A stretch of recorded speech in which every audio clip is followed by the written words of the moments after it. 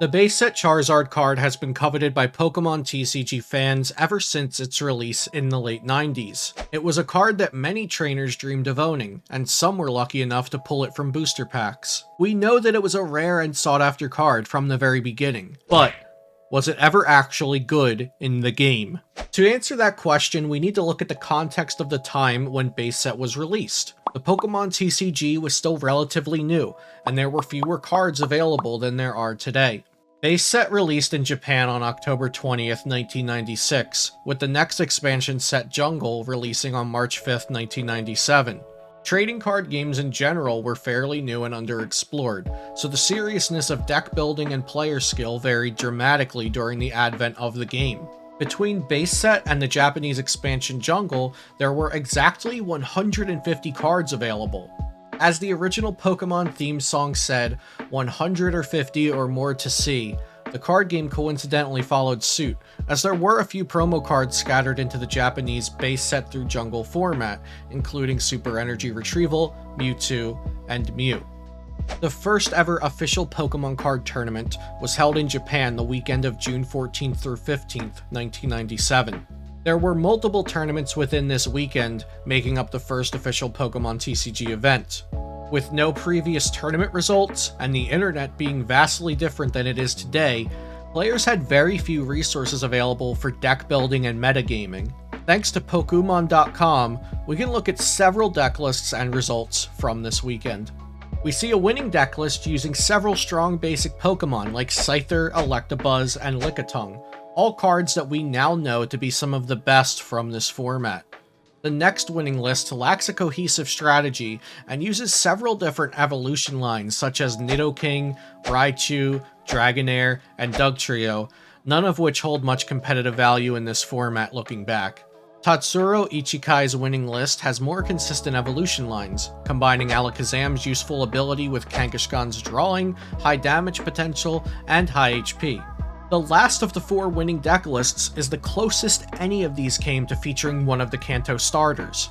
This deck featured 4 Charmander, 3 Charmeleon, and unfortunately 0 Charizard. It's safe to assume that if this player had access to any Charizards, they would have played them, and you can start to see how unrefined and casual these early decks were. The following year, a national level event called the Charizard Mega Battle was held. Throughout the documentation of this event, resourced via Pokemon.com, we'll see mention of Rain Dance decks featuring Blastoise, Energy Trans decks featuring Venusaur, but nothing regarding Charizard, other than the event's namesake and the cool trophies. In the absence of Charizard, Magmar from the Fossil expansion was the most notable Fire-type Pokemon at this event. There is no specific mention of base set Magmar being used, but I posit that would have also been good into a field of Scyther-based decks. Whether Charizard was too difficult to obtain for this event, or it just wasn't good enough against the field, we may never fully know.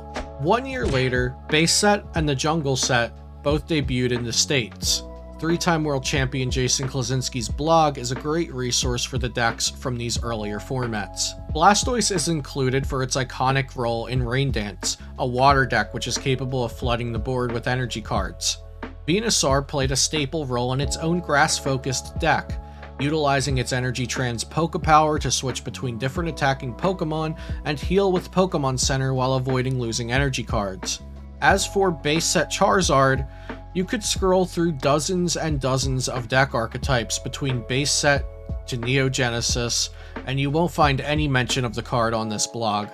So, I did some digging and found old tournament reports on Pojo.com, dating back to 1999. Let's take a look at this tournament report submitted by a 12-year-old player back in the year 2000. The author named their deck Firebomb 2K, and piloted it to a 6-0 record in a single elimination tournament of 30 plus players. The author Conroy listed the deck out at the beginning of the report, and I've constructed it here for you on screen. Although it has a lot of energy cards and has a minimal amount of card draw, the deck is actually not too bad relative to other decks I've seen from this time. It includes a 3-2 line of Arcanine, a bulky Stage 1 Pokemon with impressive damage output. It also includes a line of Vulpix and Ninetales, which offers similar damage output but with lower HP. And finally, Conroy played 3 Charmander, 2 Charmeleon, and 1 Charizard. You might be wondering how Conroy's matches played out and what the tournament field was like, so let's read a few of his retellings of the tournament rounds. Round 1. I played a kid with a grass deck. Let's just say Charizard, Ninetales, and Arcanine came out loaded. End of story. The round 1 report was a bit brief, but they get a little more detailed as we go. Round 4. The 4th ranked kid with a Rain Dance deck. In the first 10 turns, he had out a fully loaded Blastoise, Gyarados, Omastar, and Dewgong, but my Kangaskhan was loaded and beat everything except Blastoise. I had to kill my Chansey, but I won. I was impressed by Conroy's report of round 4, as it seems he avoided using his stronger Fire-type Pokemon in the face of an unfavorable matchup to a Water deck. Additionally, he acknowledges that he, quote, had to kill his own Chansey to win, referring to Chansey's double-edge attack, which deals 80 damage to itself. Championship round. My best friend who was playing me with a water fighting deck. I had Charizard out, but he killed him. Luckily, I got Charizard back with Revive and some good draws. Then my opponent got out a Poliwrath versus my Ninetales. I super energy removaled the Poliwrath and Fire Blasted my way into the winner's circle. Unfortunately, it seems our hero illegally used Revive to get their Charizard back, since Revive can only return a basic Pokemon card to play. It's impossible to know if this affected the outcome of the match, or if this was simply a mistake when writing the report. It's a shame that one of the only victorious tournament reports for Charizard I could find had this blemish. Regardless, reading this tournament report hit me with a wave of nostalgia, remembering what it was like to make the most out of the cards I had in my collection. I found a few more tournament reports from 1999 and 2000 mentioning base set Charizard being used, but they were scarce in comparison to the Blastoise and Venusaur decks running around.